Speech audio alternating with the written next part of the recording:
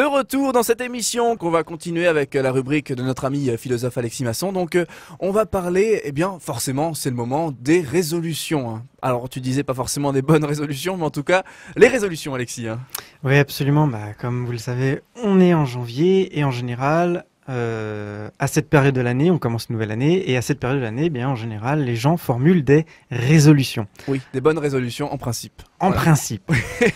Alors juste, rappelons ce que c'est qu'une résolution pour bien saisir. C'est une décision que l'on prend avec la volonté de s'y tenir. Alors derrière l'idée de résolution, il y a celle de changement. On pourrait presque parler finalement de conversion ou de repentance. Pourquoi ? Parce qu'on commence par faire un bilan de l'année qui vient de s'écouler, on compare nos actions face à notre idéal moral et on mesure la distance qui sépare l'un de l'autre. Et dans la mesure où l'on n'atteint pas cet idéal moral, on décide de changer, de faire l'effort nécessaire pour parvenir à atteindre cet idéal moral. Mais la plupart du temps, vous le savez tous par expérience, c'est la rechute. Eh oui, la plupart du temps, on abandonne assez rapidement nos résolutions. Il suffit d'à peine quelques semaines pour les plus résistants pour que les bonnes résolutions se soient comme évaporées. Ouais, c'est clair. On pourrait faire une pause clope là. Alors, ce problème, cette difficulté, c'est ce que le philosophe John Eyre appelle l'écart moral en anglais. Alors pour Kiki, moral gap, ou pour les plus anglo-saxons, moral gape, ou je sais pas. Hein. D'accord. Et donc il a écrit un livre sur ce sujet qui s'intitule justement The Moral Gape, édité en 1996. Alors d'après lui, il existe un abîme entre l'exigence morale et nos capacités à la satisfaire. Cet abîme, il ne faut pas la négliger. Hein. Alors que nous sommes remplis de bonnes intentions au soir du Nouvel An, à peine quelques jours plus tard, on révise nos prétentions à la baisse. Hein, c'est une des stratégies que tout le monde connaît bien pour permettre de réduire notre écart moral assez facilement quand même. D'accord, donc d'un seul coup on se dit finalement si je fais ça, ça va tout de même quoi. Tout à fait, on abaisse notre idéal moral au niveau où nous nous situons afin de satisfaire notre conscience. Alors pourtant, il faut bien comprendre que la morale exige de nous la perfection. Hein, elle n'exige pas simplement de nous que nous soyons globalement bons, mais nous avons le devoir d'être parfaits. En effet, on ne peut pas justifier moralement le fait de manquer aux exigences de la morale. Je vais donner quelques exemples. Hein. Si on prend par exemple Philippe qui vient de virer un de ses employés. Petite référence on live là, juridique de tout à l'heure. Hein. Ou Ben qui est particulièrement méchant. Ça, il le sait. Hein. Malou aussi dont on a découvert la méchanceté subite. Oh, c'est pas vrai. Mais aussi, sans faire référence à une lointaine émission où Ben se confessait sur ses relations avant le mariage avec une certaine Louise 88. On peut supposer que Louise 88 continue, parce que après, avec un beau jeune homme comme Ben, on peut supposer que Louise 88, malgré le mariage de Ben, continue à se dire « Ah, mais Ben est si charmant ». Enfin bon, on a tous des problèmes. Tu m'as fait peur là. Ces coups de chaleur d'un coup. Non, Louise qui a 88, qui ne vient pas du département 88, mais qui a 88 ans. Oui, c'était une petite référence à notre émission, effectivement. Absolument. Et sans même parler de tous nos défauts, mais aussi du fait de parfois ne pas faire quelque chose de bien. Si par exemple, Kiki, qui a une superbe chevelure, une superbe... Comment tu disais tout à l'heure, Ben ? Catogan. Voilà, un superbe catogan, c'est masculin. Hein. Un superbe catogan, si je ne le dis pas, c'est vrai que c'est un bien en moins. Et donc finalement, c'est d'une certaine manière un mal. Alors, je m'explique. Hein. D'accord. Je t'en prie. Si je peux faire quelque chose... mal, ça on savait. Non, mais si je peux faire quelque chose de bien, comme par exemple le fait de dire à Cédric, ta chevelure est très très belle. Donc si je peux faire quelque chose de bien, tu peux la couper. mais que je ne la fais pas, alors je ne fais pas un bien que j'aurais pu faire. Autrement dit, j'empêche un bien de se produire. D'accord. Alors comment est-ce qu'on pourrait justifier devant le moindre principe moral, que je puisse m'abstenir de faire ce bien, de faire un bien. La morale, qu'est-ce qu'elle m'ordonne ? Elle m'ordonne de faire quelque chose de bien, enfin de faire tout ce qui est bien et tout ce qui est en mon pouvoir de faire de bien. Donc si je m'abstiens de faire un bien, c'est quelque chose de mal. D'accord, je vois l'idée. Hein. Donc, on n'est pas dans la merde, quoi. Oui, on n'est pas dans la merde, effectivement.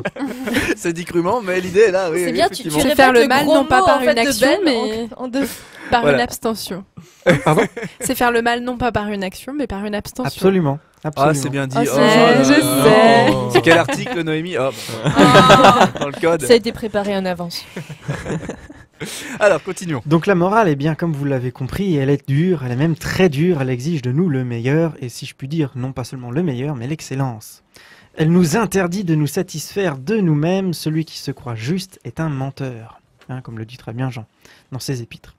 Nous devons être absolument parfaits, parce qu'autant qu'il manque en nous de bien, alors que nous le pouvons, eh bien, autant que nous retenons ces biens, c'est un mal. D'accord. Je sais pas si c'était clair. Ouais, on reste Avec toujours ton sur et l'idée. bien au milieu, c'était un peu.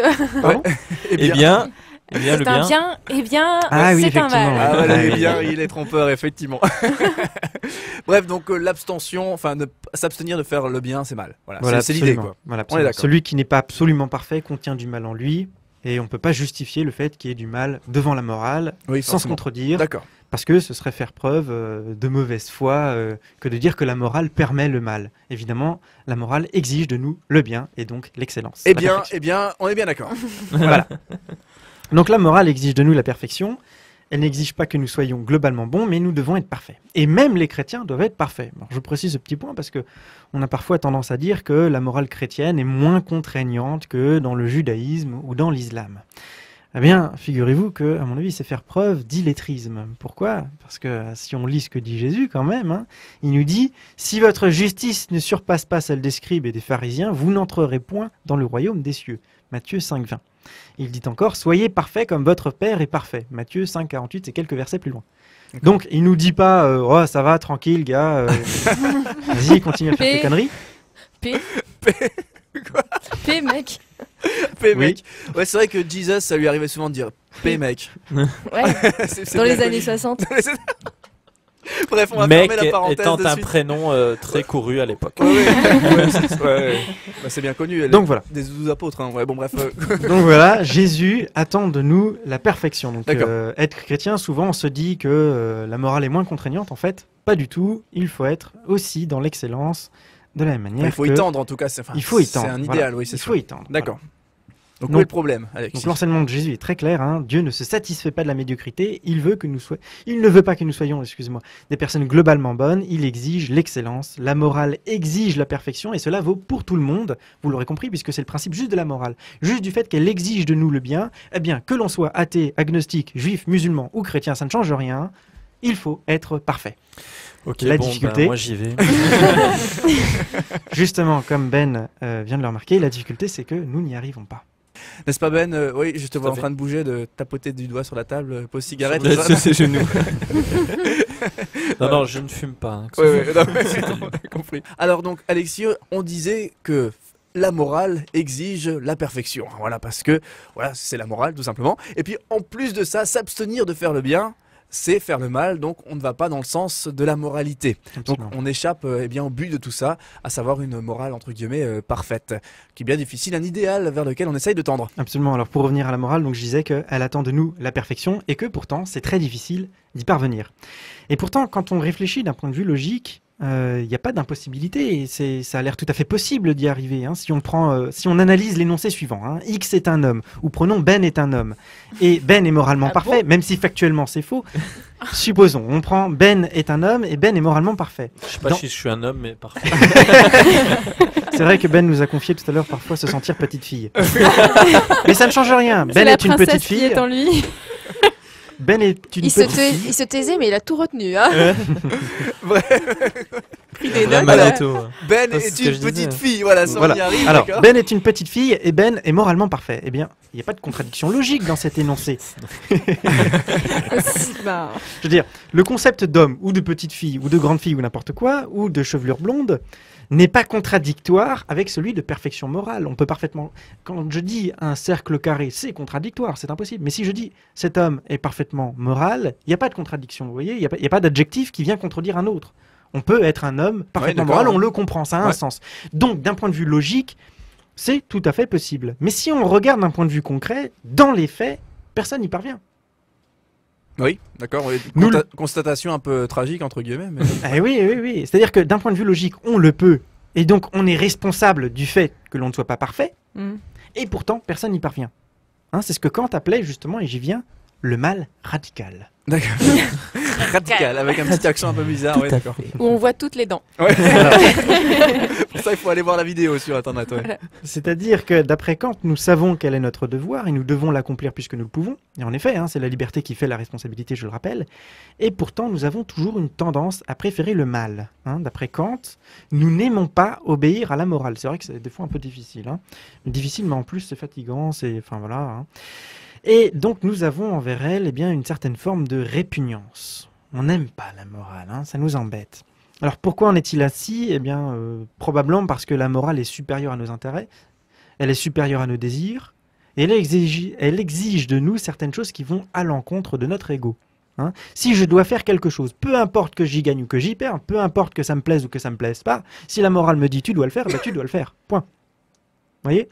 Et donc du coup, il y a une certaine confrontation entre la morale et notre ego qui peut arriver assez souvent, et par conséquent, on peut comprendre que parfois notre ego soit en rébellion contre le devoir.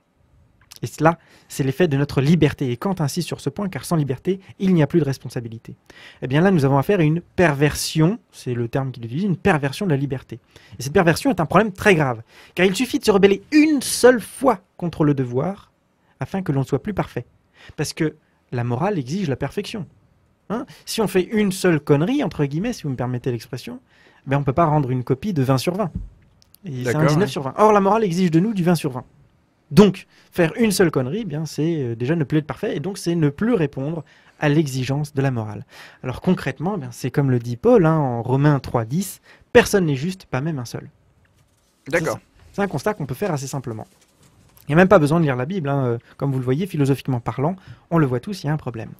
Alors pour John Eyre, celui dont j'ai parlé tout à l'heure, qui a écrit The Moral Gap, la distance entre ce que la morale exige de nous et ce que nous pouvons faire concrètement est si grande qu'il y a un problème.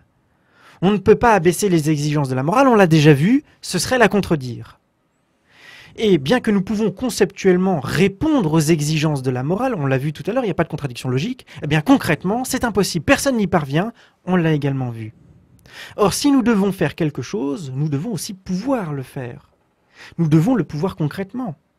Si l'homme, par ses propres moyens, n'y parvient pas, c'est l'échec d'une justice par les œuvres humaines seules. Il faut un supplément, c'est ce que suggère John Eyre. Il faut un supplément, il faut une aide qui vienne d'un être qui, lui, est capable d'accomplir parfaitement la morale. Autrement dit, je pense que vous l'avez deviné, il nous faut une aide divine.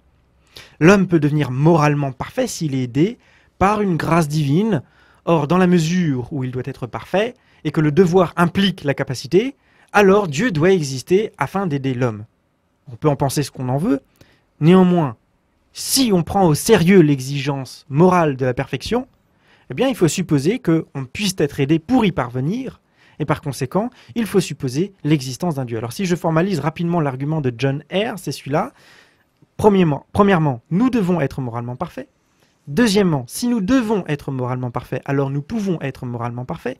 Troisièmement, or, nous ne pouvons pas être moralement parfaits à moins que Dieu existe. Donc, quatrièmement, et on me faisait signaler que le jeu de doigts était mauvais, mais bon.